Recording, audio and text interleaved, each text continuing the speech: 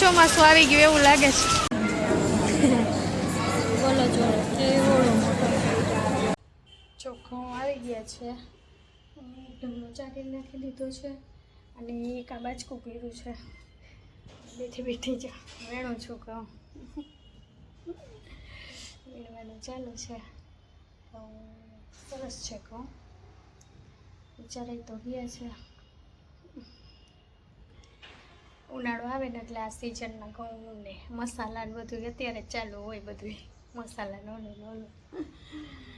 જો તમેરું પડ્યું છે ટાંકી દીધા છે. કાલ વીણવાના છે. અત્યારે એટલા વીણી લઈ કેમ કે આ બાજકામાં છે ને થોડાક ઝીણા છે એટલે એને પહેલાં વીણી નાખી પછી બીજા વીણશું. બધા ઘઉં ઢગલો થઈ ગયો છે. સરસ મજાના ચારી નાખ્યા છે.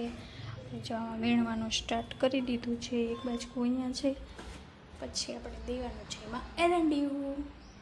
એમાં હે ને સરસ મજાનો હવન કર્યો. ઘી નાખી આવી રીતના મહિને એક વખત હું આવી રીતના હવન કરી નાખું. જો બધે કર્યો છે અહીંયા હોલમાં બધી જગ્યાએ.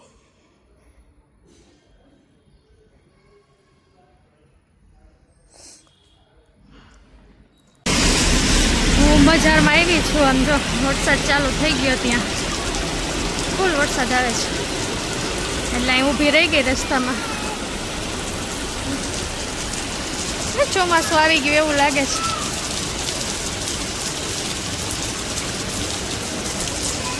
કેવો તડબડાટી પડે છે. થોડીક વાર બંધ થાય ને તો ઘરે તો પહોંચી જાય. મેં કીધું નહીં આવે એટલે વળી નીકળી પણ આ તો ફૂલ ચાલુ થયો. એમ લાગે ચોમાસું આવી ગયું શું. આમ જો તડાબડી પડે. વરસાદ બંધ થઈ ગયો છે. અડધી તો પલળી ગઈ રસ્તામાં આવી ત્યાં. અડધે પહોંચી તે બંધ થઈ ગયો. થોડીક વાર ખાઈ ગયું તો વાંધો ન આવે પણ વળી એમ થયું ફૂલ આવશે તો પછી વળી એટલે ફટાફટ ભાગી. ત્યાં જો ઘરની નજીક પહોંચીને ત્યાં જ વરસાદ બંધ થઈ ગયો. અસલ ચોમાસા જેવો અહેસાસ થાય હતી. બધે પાણી પાણી થઈ ગયું. નીચે જો બધું પાણી ભરાઈ ગયું છે. ઘરે પહોંચી જાઓ. ભાવિન માટે લચ્છી લેવાની હતી એટલે થોડીક વાર લાગી. નહીંતર તો વરસાદ ન ભેગો થતો. એ ધોવાઈ ગઈ સરસ મજાની. મસ્ત થઈ ગઈ. આજો મોક્સ જો મોક્સ.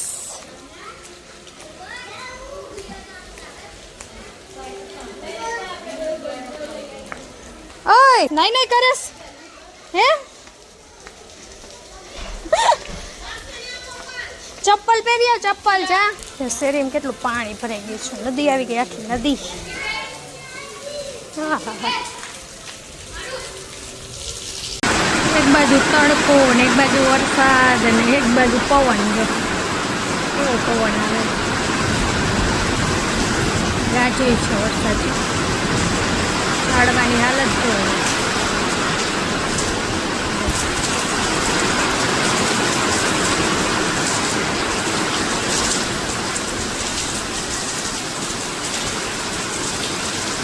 ચાલુ થતો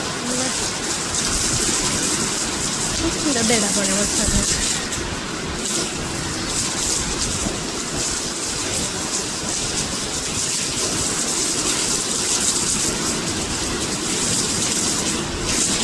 પતરા ધાબું ધોવાઈ ગયું છે. તેમાં પવનનું ધૂળવાળું થઈ ગયું છે.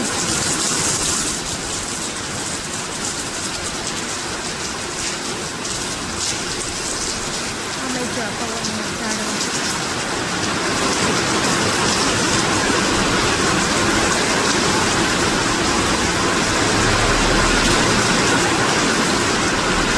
અવાજ કેવો આવે છે.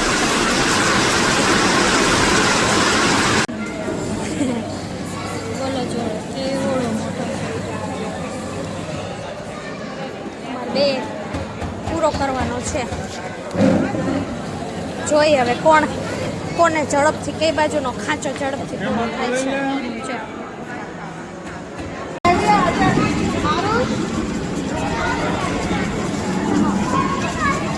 જો બધાય નાસ્તો ખાવા પીવાનું કૌતરી ગલી નામ પાડી દીધી છે અહીંયા ગોલા ખાધા મસ્ત મળે છે ગોલા અહીંયા અને એ જો બાળકો માટેનું ઢીંગા મસ્તી ગેમ ઝોન બનાવ્યું છે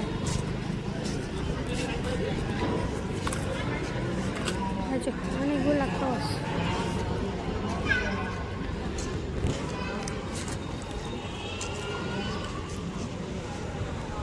આખું શોપિંગ અહીંયા ખાવા માટેનું જ બધું મળે છે અમે છે ને નવું બન્યું છે ફ્રેશ સુગર કેન જ્યુસ પહેલાં નહોતું હમણાં થોડાક દિવસથી બન્યું છે આજે છે ને બફેલા ગુવારનું શાક કરવાનું છે જો આ ગુવારને હે ને પહેલાં બાફી નાખ્યો છે જરાક મીઠું નાખીને જો ગુવાર એકદમ વ્હાઈટ લાગે છે કાળો ના પડે હવે આમાં તેલ મૂકી દીધું છે અને ટમેટાં અને લસણનો વઘાર કરવાનો છે લસણ ખાંડું નથી કટકી કરી છે એનો ટેસ્ટ મજા આવે છે એટલે તેલ આવી ગયું છે ચેક કરી લઈએ આપણે સરસ આવી ગયું છે તેલ થોડીક રાઈ નાખશું જીરું નાખશું જરાક હિંગ નાખશું જરાક હળદર કલર આવી જાય ને એટલે હું તો ભેગી જ નાખી દઉં આમાં હવે આ બધું ટમેટાં અને લસણ આમાં નાખી દેવાનું અને સરસ રીતે હલાવી લેવાનું કે ગોવા તો પાકેલો જ હોય છે એટલે આ બરાબર પાકી જાય ને પછી એને નાખવાનું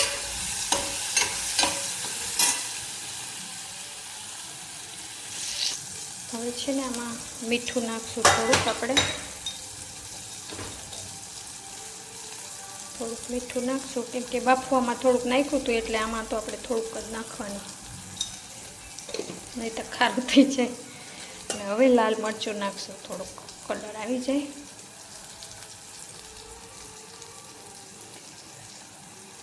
આ શાક આપણે ખાવાનું છે દહીં સાથે હવે આ બાફેલો ગુવાર છે ને એમાં નાખી દઈશું પાણી તો આપણે અગાઉથી નિતારી લીધું હતું એટલે પાણી તો કંઈ હતું નહીં હવે આને બરાબર મિક્સ કરી લેવાનું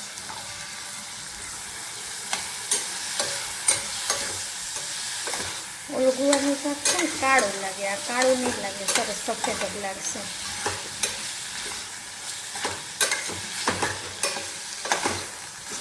ખાંડ નાખવી હોય તો નાખી શકાય પણ મેં નથી નાખી ઘણા નાખે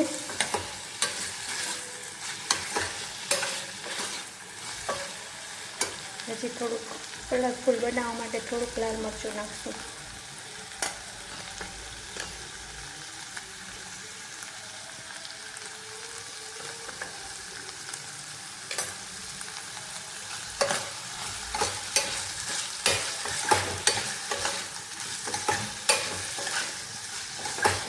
બે મિનિટ છે મેં કુકરમાં જ બાફ્યું હતું ને એમાં વઘારી નાખ્યું છે એટલે થોડી વાર આમાં રાખશું એટલે સરસ બધામાં મસાલા ચડી જાય મસાલા બરાબર મિક્સ થઈ જાય એટલે થોડી વાર અમને ચડવા દઈશું બાકી આપણું શાક થઈ ગયું છે તૈયાર આપણે એને ખાવાનું છે ભાખરી સાથે અને રોટલી સાથે પણ ખાઈ શકાય સાથે ડુંગળી છાશ અને આપણે આ શાક દહીં સાથે ખાવાનું છે એટલે આપણું સરસ મજાનું દહીં પણ થઈ ગયું છે એને સાથે નાખીને હું બતાવીશ તમને કેવી રીતે ખાવાનું છે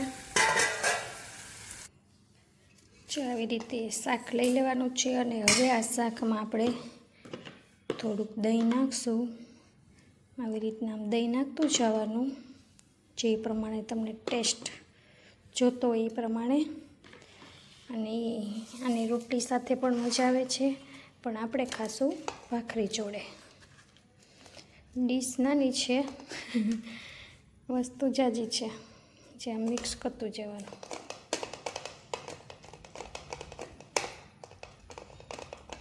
આમ સરસ રીતે મિક્સ થઈ જાય ને